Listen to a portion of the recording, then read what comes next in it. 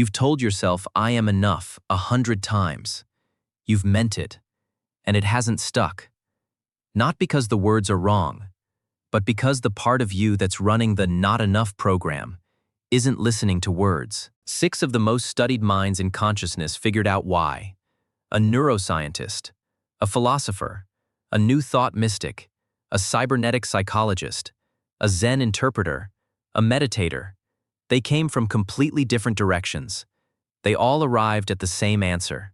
There's a question that sits underneath a lot of human suffering. A quiet one.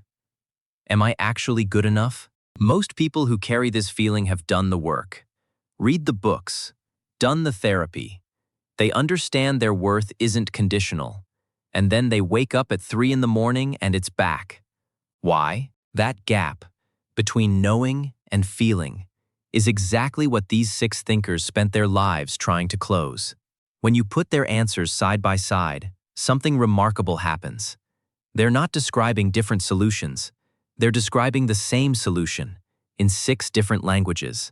Here's the part nobody tells you. The quote, "not enough" feeling isn't a thought you're having. It's a state your body keeps returning to. And there's a very specific reason affirmations can't touch it. By the time you're in your mid-30s, roughly 95% of who you are is running on automatic. Subconscious programs, memorized emotional reactions, beliefs absorbed before you had any choice. The body has been running the not enough script so many times it doesn't need a trigger anymore. It anticipates.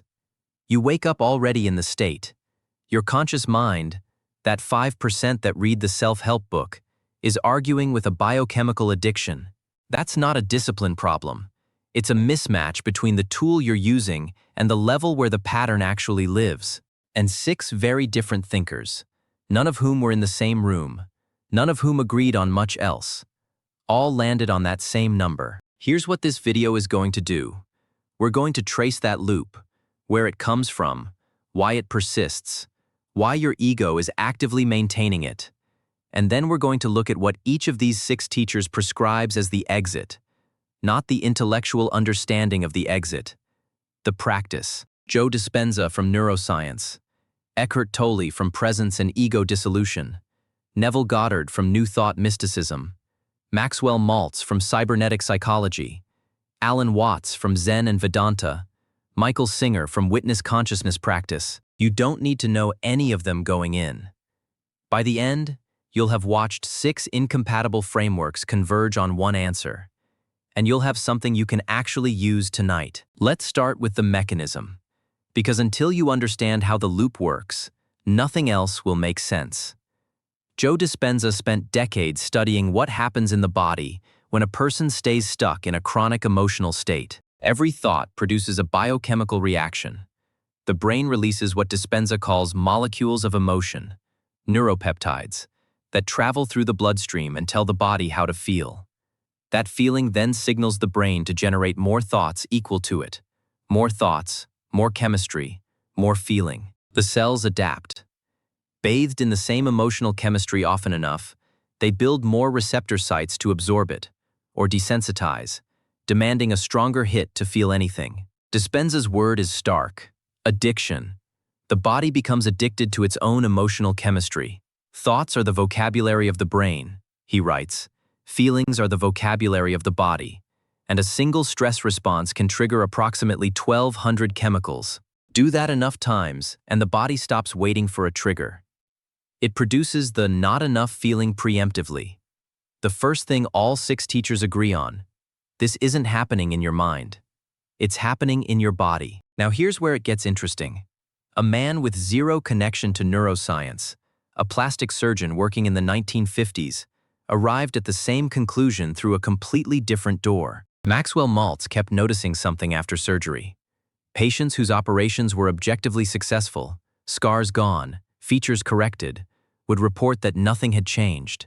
They still felt inadequate.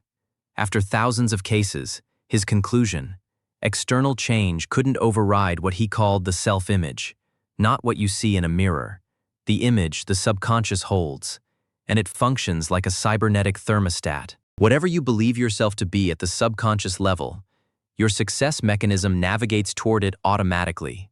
Set point. Not enough. Every achievement that exceeds that set point gets unconsciously corrected back. And he was blunt about willpower. You literally cannot act otherwise than your self-image, in spite of all your conscious efforts. Now notice what just happened. Dispenza says 95% of who you are is a subconscious program the body runs automatically. Maltz says the self-image is the subconscious blueprint that conscious willpower cannot override. Two men, different eras, different fields, the same number, the same diagnosis. If that's a coincidence, it's a remarkable one. Different science. Same wall. Eckhart Tolle comes at this from phenomenology, the direct observation of experience. And what he describes should feel uncomfortably familiar. Tolle calls it the pain body, a semi-autonomous pattern of accumulated emotional pain, grief, shame, old wounds, that periodically wakes up to feed. And he's specific about what it feeds on. Pain can only feed on pain. It finds joy quite indigestible. When active, it uses trivial events as triggers, and it's most powerful in close relationships, because that's where it gets fed most. But Tolle goes one step further. And this is the part that's hardest to sit with. The ego, the mental construct you call I, doesn't actually want the not enough problem solved. It needs it. Without the problem, the ego has no story, no identity, no continuity. So it maintains the suffering, deliberately. His exact words. The ego does not want an end to its problems because they are part of its identity. And, whenever you are in a negative state, there is something in you that wants the negativity, that perceives it as pleasurable, or that believes it will get you what you want.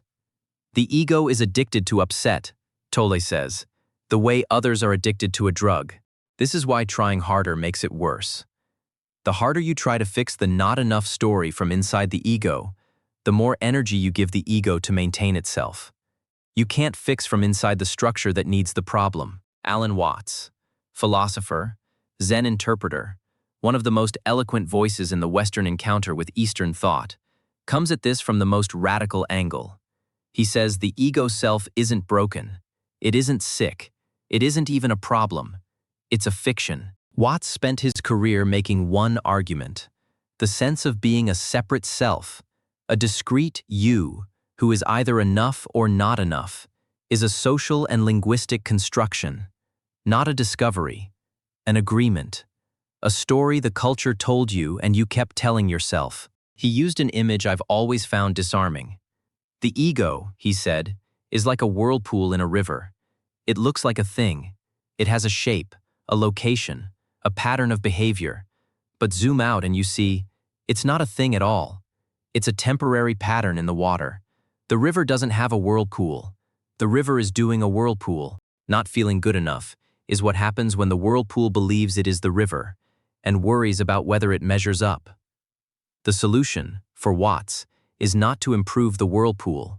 It's to see through it. Now, Watts would say at this point, don't try to see through it.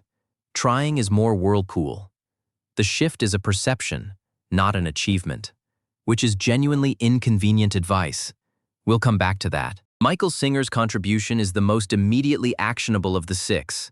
The Untethered Soul, one of the most widely read books on inner freedom of the last 2 decades, is essentially a manual for one move. Singer calls it the witness. The witness is not a better self. It's not an improved ego. It's the recognition that you are not the voice in your head. You are the one who hears it. Singer calls the constant mental narrator the inner roommate, and he makes a provocative observation. If a real person followed you around saying the things your inner voice says, you're not good enough, they judged you, you're going to fail, you would call that abuse. You'd leave. But because it's inside your head, you believe it's you. Singer's practice is minimal. When the not enough voice fires, and it will, you have one job. Don't follow it. Don't argue with it. Don't try to fix it. Just notice that you heard it. The one who notices is not the voice. And that one, the witness, can't be not enough, because it isn't a thing at all. Notice also what Singer, Tolle, and Dispenza are all pointing at here. A position of observation that precedes the loop, Tolle calls it presence. Dispenza calls it metacognition. Singer calls it the witness. 3 names. 1 move. Don't merge with the feeling. Watch it. Neville Goddard was a New Thought mystic lecturing in New York from the 1930s through the 70s. Quietly one of the most influential figures in the modern consciousness movement, largely uncredited. And he had a technique none of the others offer. He called it revision. It's the only technique of the 6 that explicitly targets the past, not future intentions, not present awareness, the emotional record of what already happened. Goddard's core claim is this: I am is not just a phrase. It's the creative power of consciousness itself. Every statement you make that follows the words, I am not good enough, I am a failure, I am invisible, is a specification of that creative ground. And the world, Goddard says, faithfully mirrors it back. You do not find what you want, he wrote. You only find that which you are. Revision is his answer. At the end of each day, ideally just before sleep, which Goddard calls the natural door into the subconscious, you replay any scene from the day that confirmed not enough, and you rewrite it, not by denying it happened, but by imagining, in detail, how it would have gone if you had been enough. You stay in that revised scene until the new version feels natural. Then you sleep from there. His language is striking. Revision results in repeal. The first act of correction or cure is always revise. Oh, let your strong imagination turn the great wheel backward until Troy unburn. He isn't asking you to pretend. He's asking you to use the same imagination that built the not enough self-image, to build a different one. At the same door. Before sleep. Every night. And this lands differently when you know what Dispenza and Maltz already told us. The subconscious absorbs most completely in the hypnagogic state, the threshold between waking and sleep. That's when the 95% is most permeable.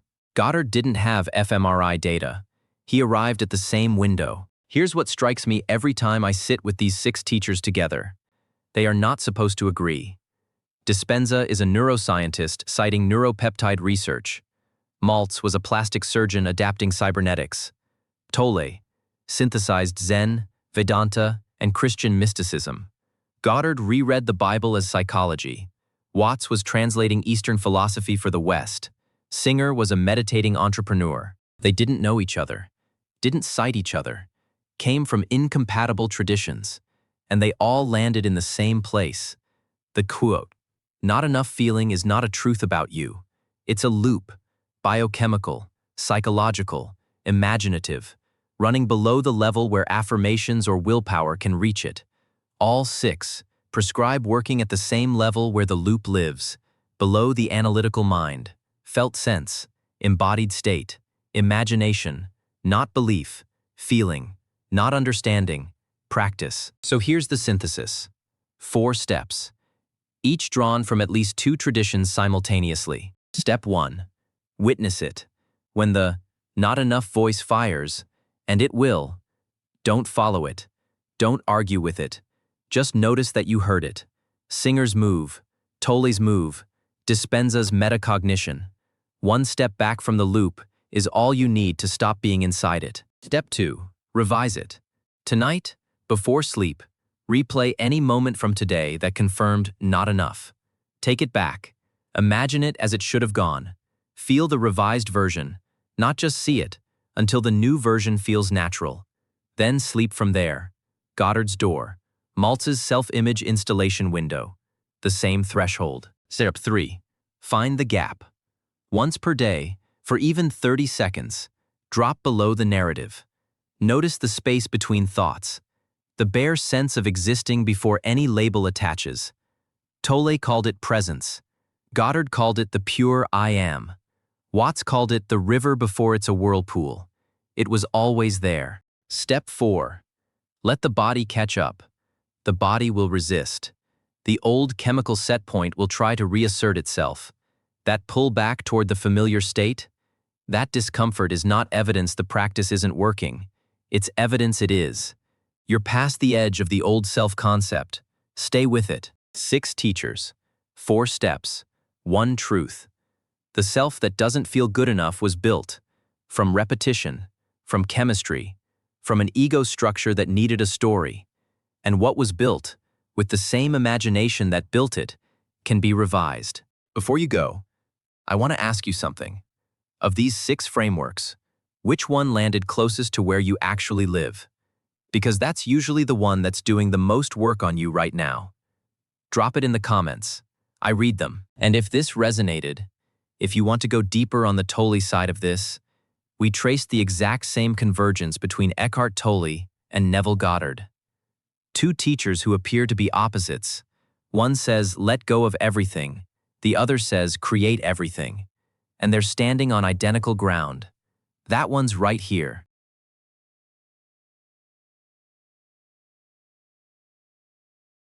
Thanks for watching. Let us know in the comments what you'd like us to cover next. And check out our website, thedeepsynthesis.com, where we go deeper on every topic, plus a free convergence map waiting for you.